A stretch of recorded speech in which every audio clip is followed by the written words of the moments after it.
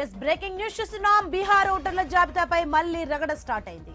Assembly ఎన్నికల వేళ EC ప్రకటించిన ఓటర్ల జాబితాపై ఇండియా కూటమి మళ్లీ అనుమానాలు వ్యక్తం చేసింది. ఓటర్ల జాబితా నుంచి లక్షలాది మంది పేర్లు తొలగించారని ఆరోపించింది. ఆగ మేఘాలపై బూత్ స్థాయిలో పేర్ల పరిశీలన ప్రత్యేక బృందాలను నియమించింది. క్షేత్రస్థాయిలో ఆర్జేడీ, సిపిఐ, ఎంఎల్ తమ ప్రత్యేక బృందాలను పంపింది. ఓటర్ల జాబితాపై 48 గంటల్లో అభ్యంతరాలు చెబుతామని ఇండియా కూటమి పార్టీలు వెల్లడించాయి. ఇక ఇప్పటికే జాబితా నుంచి 70 లక్షల మంది పేర్లు తీసేశారని ఆర్జేడీ ఆరోపించింది.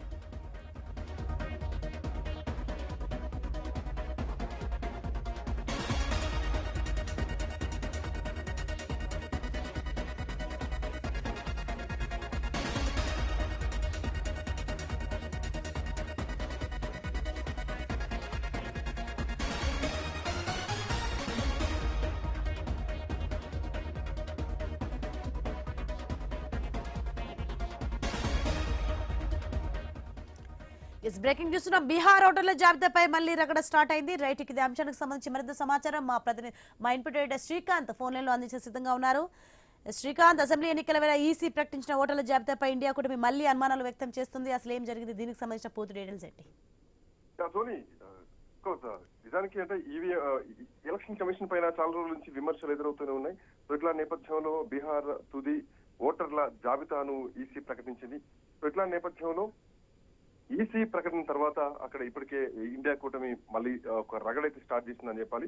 అసెంబ్లీ ఎన్నికలు సమీపిస్తున్న ఇట్లా నేపథ్యంలో ఓటర్ల జాబితా కూడా ప్రకటించడం జరిగింది ఈసీ.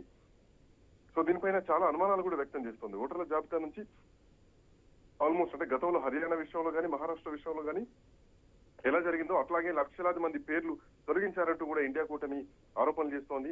అలాగే మేఘాల మీద బూత్ స్థాయిలో పేర్లను మొత్తం కూడా పరిశీలించి ప్రత్యేక ఒక బృందాలను కూడా నియమించింది. సో ఇట్లా నేపథ్యంలో క్షేత్ర స్థాయిలో అటు ఆర్జేడీ కానీ సిపిఐ, ఎంఎల్ కానీ ప్రత్యేక బృందాలను కూడా పంపించడం జరిగింది. ఓటర్ల జాబితా పైన 48 అవర్స్ లో అభ్యంతరాలు చెప్తామంటూ కూడా ఇండియా కూటమి ఇప్పటికే చెప్పడం జరిగింది. సో ఇప్పటికే 70 లక్షల మంది పేర్లు తీసేశారంటూ కూడా ఆర్జేడీ ఆరోపిస్తున్నటువంటి వేళ సో దీనిపైన అంటే నిజానికి చాలా రగడైతే నడుస్తోందని చెప్పాలి.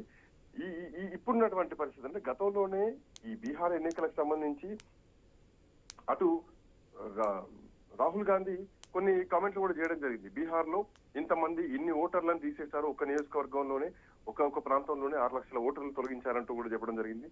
సో ఇప్పుడు మళ్ళీ అట్లాంటి కామెంట్ ఆల్మోస్ట్ ఒక లక్షలాది మంది పేర్లను తొలగించారు అంటూ కూడా ఆరోపణలు చేస్తున్నటువంటి క్రమంలో దీనిపైన సాక్ష్యాధారాల కోసం కూడా ప్రయత్నాలు చేస్తున్నారు ఇప్పటికే.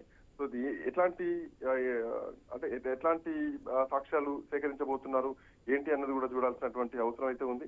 సో ఇప్పుడున్నటువంటి పరిస్థితుల ప్రకారం మాత్రం సో ఏదైతే అంటే జాతీయ స్థాయిలో ఇప్పుడు ఈ ఎలక్షన్స్ అనేవి చాలా కీలకం అన్నిటికీ. ఎందుకంటే దీని తర్వాత కేరళ ఎలక్షన్స్ ఉన్నాయి, ఆ తర్వాత ఇంకా మధ్యప్రదేశ్ కూడా ఎన్నికలు రాబోతున్నాయి, పశ్చిమ బెంగాల్ ఎన్నికలు రాబోతున్నాయి.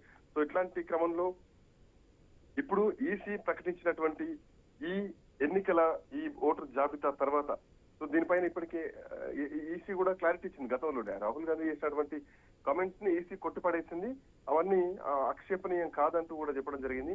సో ఇట్లాంటి నేపథ్యంలో రాహుల్ గాంధీ కూడా అంత్య స్థాయిలో ఓటమి యాత్ర కూడా చేయడం జరిగింది. అయినా కానీ బీహార్ విషయంలో ఈసారి ఖచ్చితంగా ఆర్జేడీ కూటమి గెలుస్తుందన్నటువంటి ధీమా కనిపిస్తోంది. ఇట్లా నేపథ్యంలో ఈసీ పైన ఇంకా ఒత్తిడి పెరుగుతోంది. సో ఈసీని మేనేజ్ చేస్తోంది బీజేపీ ప్రభుత్వం. ఈసీ బీజేపీతో కుమ్మక్కైంది, కాంగ్రెస్ కూటమిని ఓడించేటువంటి ప్రయత్నం చేస్తున్నారంటూ కూడా చేసినటువంటి కామెంట్. ఇట్లా నేపథ్యంలో ఇప్పుడు ఓటర్ జాబితా రిలీజ్ అయిన తర్వాత ఈ ఇండియా కూటమి చాలా అనుమానాలు అయితే వ్యక్తం చేస్తోంది. ఈ అనుమానాలు పూర్తి స్థాయిలో ఎట్లాంటి ఆరోపణలు చేస్తున్నట్టు సాక్ష్యాధారాలతో ఎట్లా వస్తారన్నది మాత్రం చూడాలి. Right, thanks for the information.